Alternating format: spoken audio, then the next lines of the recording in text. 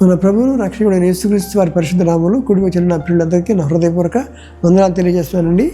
ఇవాళ తారీఖు 8వ నెల 25 సంవత్సరం 8 మాట్లాడుతుంది.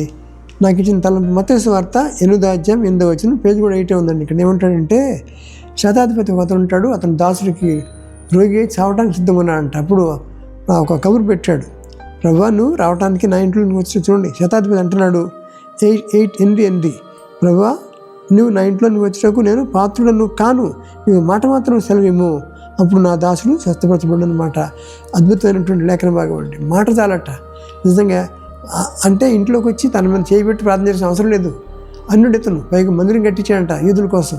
అటువంటి వాడు ఎంత తగ్గించుకున్నాడంటే 100 మందికి అధికారి, మిలిటరీ ఒక కమాండర్ లాంటి అతను.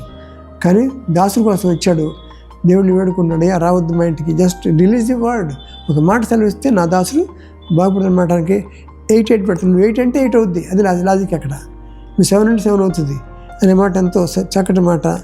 అప్పుడు ప్రభు అంటాడు, ఆశ్చర్యపడాడంట, నేను ఇశ్రాయేలు సైతము ఎంతో గొప్ప విశ్వాసం నేను చూడలేదని చెప్పి సర్టిఫికేట్ ఇచ్చాడు.